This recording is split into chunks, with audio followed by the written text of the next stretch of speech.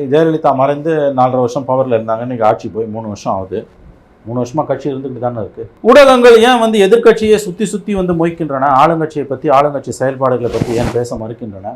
எப்போ பார்த்தாலும் அண்ணா திமுக பிஜேபி இதுதானா? என் மாநிலத்தில் ஒரு கட்சி இருக்குது, இங்கே ஒரு நிர்வாகம் இருக்குது, இங்கே ஒரு முதலமைச்சர் இருக்கிறார். அவருடைய செயல்பாடுகளை பற்றி பேசுவதற்கு ஏன் ஊடகங்கள் தயங்குகின்றன, தவிர்க்கின்றன? உண்மையாக ஆளுங்கட்சியினுடைய செயல்பாடுகளில் அதிருப்திகள் பெருகளவு வெளியில் வரலையா? அது வராமல் தடுக்கப்படுகிறதா? அது எப்படிங்க அதிருப்தி இல்லாமல் ஒரு ஆட்சி இருக்கும்? அதிருப்தி இல்லாமல் ஒரு ஆட்சி எப்படி இருக்கும்? எப்படி இருக்க முடியும்? ராமராஜ்யன்றது என்ன எங்கே இருக்குது? 3 வருஷமாக ஒரு கவர்மெண்ட் பவரில் இருக்குன்னா எவ்வளோ அதிருப்தி இருக்கும்? நீங்கள் தொட மறுக்கிறீங்க. அதிமுக தான் இன்றைக்கி சப்ஜெக்டாக மாறுது. மாநிலத்தை ஆளக்கூடியது திமுக. ஏன் திமுக சப்ஜெக்ட் மேட்டராக மாறலை? ஏன் இந்த ஆட்சியோட நல்லது கெட்டதை பற்றி பேச தயங்குறீங்க? பேசிக்கிட்டு தானே இருக்காங்க. பேச வேண்டிய அளவுக்கு பேசுனீங்களா? இந்த 3 வருஷத்தில் கிரிட்டிக்கலாக எவ்வளோ தூரம் அனலைஸ் பண்ணீங்க இந்த கவர்மெண்ட்டை சொல்லுங்கள்.